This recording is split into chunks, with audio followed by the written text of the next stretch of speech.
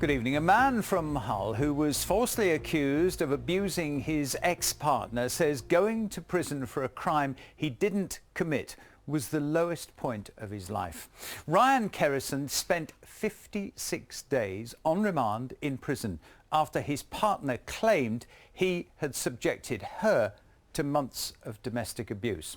Last year, she was jailed for almost 4 years for lying about those events.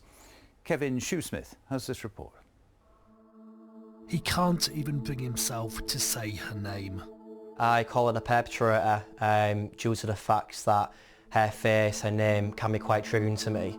I felt like I wouldn't be believed for the simple fact that I'm a 6-foot man and the perpetrator was a 4'11" female. And I do believe if it was the other way around, things might have been different. They had a young child together, but when the relationship ended, the allegations started. She set out to destroy my life out of spite, jealousy that I was trying to move on in my life, and more predominantly to take away all access, all rights as a father, to stop me seeing my child. It started off pretty simple, harassment, throwing stones at the windows, kicking the door in, up until the point where it became really serious, where she accused me of firearms, going to her house, throwing her down the stairs, putting a gun to her head. Ryan was given a 2-year restraining order, which Kirsty Barr alleged he breached, resulting in him spending 2 months on remand in prison. To the wider world, he was a monster, an abuser. It was shocking, absolutely shocking. Because I was a victim, I didn't deserve to be there. I felt frustrated that I was confined into a prison cell every day. I felt like there was no way out. I lost all my freedom, I lost all my liberty, I lost everything that mattered to me. 4 months after being released from prison, Ryan found himself being arrested again, this time by armed police, after his former partner alleged he had held a gun to her head. A subsequent investigation showed these claims to be false as well. Kirsty Barr, 24 years of age, was jailed for close to 4 years after admitting her lies.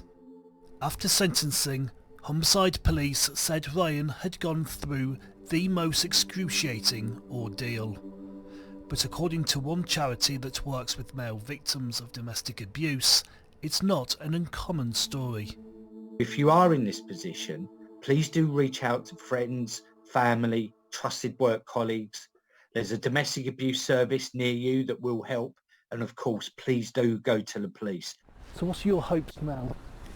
Just to spread awareness, really. Not only my experiences, but just to get other people out there knowing about the story and gaining inspiration and strength to motivate them to not give up on their own journey. With his own freedom and access to his child restored, Ryan now wants to move on with his life. But he has one final message to the woman who almost destroyed it. Just why? Why did it come to this? I'm done with it. I want to move on. Don't know why I did it. I want to move on for the sake of our child. Well, after Kirsty Barr was sent to jail last year, the police had this to say about Ryan's ordeal. We heard a bit of it in the report, but it is worth hearing again. And I quote, "He has been through the most excruciating and harrowing ordeal, being accused and depicted as a monster by a woman who had her own devious and malicious agenda to try and ruin his life." And the statement from Chief Superintendent Christine Wilson went on to say, Barr told her fabricated story to anyone who would listen, when in reality he was the one suffering a tirade of abuse. Well, I'm delighted to say that Ryan Kerrison is here with us now. Ryan, good evening to you.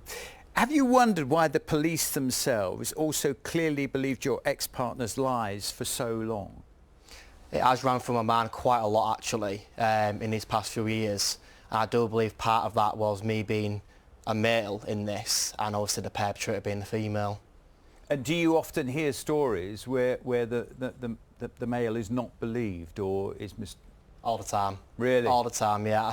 Especially now from my experiences, especially now on my TikTok account, I see a lot of males coming together, contacting me saying they don't get believed by the police, don't get believed by the CPS, don't get believed by pretty much anybody really. When the allegations were made, and this was in public by this woman, knowing that they were untrue, how did you feel? I felt every day, waking up every day, it was like a massive weight on my shoulders. I felt like I was trapped. I felt like I was in prison again, even in my own home, in my own bedroom. I felt like I was in prison still. And having that on me, I felt so trapped and controlled. Do you feel some satisfaction knowing that this woman is in prison and has been held now accountable for her actions? Yeah, I do feel some sort of justice has been served. The whole point in my story now is helping others, and hopefully we will see more perpetrators being held accountable. So yes, I do feel justice has been served in one form or another. And how do you feel about this woman? End of the day, it is my child's mother, but the feelings are always going to be against her, negative feelings. I do try and separate that in benefit of my child, our child. But yeah, I'll never be able to forgive her. Never be able to forgive her for what she's done to me and my family. You raised something interesting, you know, the custody of the child that you have at the moment. Is that situation going to stay like that? As far as I'm aware, yes. The family court was very good with me and the case, to be fair. But as far as I'm aware, it's going to stay how it is at the moment. And when, you know, the perpetrator has been released from jail, I will be looking at contact still with our child, because it is our child. So it's important that intolerable situation. It is horrible, yeah, but I always say now it's not about me, it's about our child. And even now, this isn't about me, it's about helping our victims that are out there. Well, that's what you're doing at the moment, and it's very, very brave of you to come in and to talk out, and it's a pleasure to meet you, Ryan. Thank you very much. Pleasure, thank you, Pete. Incredible story. Well, Ryan's experience highlights domestic abuse against a man by a woman. Well, I want to know if what you've heard changes your view on domestic abuse and the possibility that more men, perhaps even some men watching it tonight, are going through this at the moment, but not talking about it, not reporting it. I suppose for fear of not being believed by friends, family or the police. If you're in this situation tonight and you have a view or a comment, as I said at the start of the programme, if you want to be anonymous, you can.